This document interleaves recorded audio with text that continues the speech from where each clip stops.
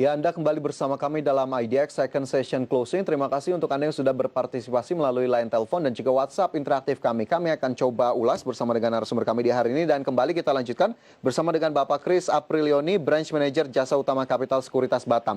Dan pemirsa, 4 saham ini sudah direkomendasikan oleh Mas Chris, begitu ya. Mas Chris, kita coba ulas satu persatu. Di sini ada Antam, kemudian Telkom, Era Jaya, dan juga HM Sampurna. Kita terlebih dahulu ke Antam. Apa yang bisa kita ulas dari emiten ini? Ya, kalau kita lihat memang dari sisi harga nikel terus kembali mengalami penguatan ya, ditambah juga dengan sentimen mobil listrik, itu juga menurut saya sentimen yang cukup positif sebenarnya ke Antam. Dan kalau memang mengikuti saya dari awal ya, kita memang rekomendasi Antam dari harga ratusan dan sekarang udah masuk di area 1.400-an, dan menurut saya masih dapat kembali menguat dengan sentimen yang ada. Oke, dapat kembali menguat dengan sentimen yang ada. Level yang bisa dicermati? Level yang bisa dicermati di area 1.400 sampai 1.600 ya, di area itu. Oke, 1.400 hingga 1.600 sentimennya kurang lebih masih mendukung menurut view dari Mas Chris untuk Antam, pemirsa. Dan sebelum kita lanjutkan ke saham-saham lainnya, ada penelpon yang juga sudah bergabung bersama kami. Halo, selamat sore. Selamat sore, Pak. Ya, dengan siapa di mana, Pak? Dan Pak Bambang dari Bandung. Oh ya, silakan Pak Bambang. Selamat sore, Pak Ya. Fajar dan Pak Chris. Ya. Mau nanya satu saham Lipo Karawaci LPKR. Ya. Satu saya sudah punya di 230. Oke. Terus target di bulan Januari, Februari berapa kira-kira? Oke. Support resistance analisisnya gimana? Oke. Terima kasih.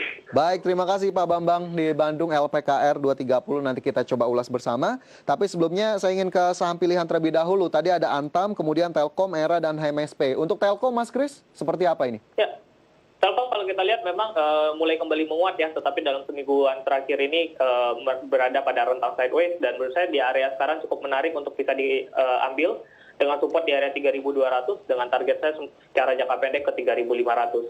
Dan kalau kita lihat secara year to date juga Telkom ini salah satu perusahaan LQ45 yang masih mengalami koreksi cukup dalam ya. Oke, jadi momentumnya masih bisa dimanfaatkan dengan level tadi 3.200 dan juga 3.500. Sementara Era Jaya? Era dengan launchingnya iPhone 12 ya, dengan kalau kita lihat dari animo masyarakat terhadap iPhone 12 yang sempat mengalami sold out di 25 menit awal, itu menurut saya dapat memberikan sentimen positif bagi Era untuk kembali menguat nih harga sahamnya. Oke, di level berapa itu Mas Chris? Era di sini saya berikan support di area 1.900 dengan target saya di 2.200. Target 2.200, support 1.900 untuk Era Jaya. Sementara satu saham lainnya dari consumer mungkin juga bisa menjawab pertanyaan yang tadi diajukan, begitu ya, HM Sampurna. Apa yang bisa kita lihat dari pergerakan HMSP sejauh ini? HMSP kalau saya lihat dalam 2 hari ini mengalami ARB ya, dengan kalau saya bilang ini hanya kepanikan dari market sementara saja. Dan kalau kita lihat closing di hari ini juga tidak di area harga 1.555-nya berada pada area bid ya. Jadi itu menunjukkan bahwa animo masyarakat kembali dapat menarik untuk membeli HMSP. Jadi kalau menurut saya di hari Senin nanti HMSP dapat kembali naik ya dengan area resistance-nya di 1670 karena ada gap di situ. 1670 masih berpotensi dicapai dengan adanya gap begitu ya untuk HM Sampurna. Baik, itu tadi rekap atau rekomendasi dari Mas Chris. Ada Antam, Telkom, Era, dan juga HM Sampurna. Pemirsa, mungkin juga bisa menjadi acuan untuk Anda. Sementara itu kita coba kembali jawab pertanyaan-pertanyaan yang sudah masuk begitu ya. Tadi ada Pak Acin di Jambi yang belum terjawab, menanyakan HM Sampurna 2692, Unilever 9486. Mungkin HM Sampurna sudah cukup terjawab. Sementara untuk Unilever sendiri, Mas Chris?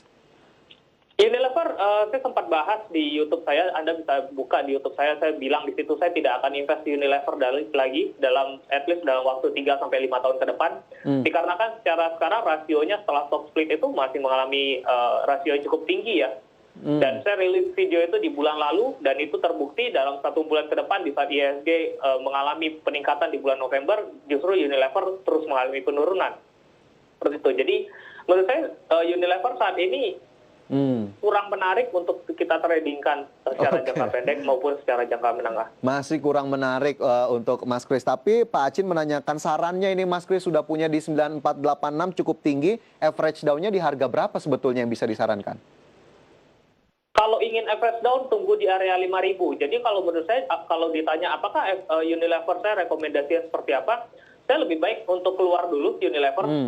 Nanti saya tampung lagi di area 5.000 kalau memang sangat berminat di Unilever.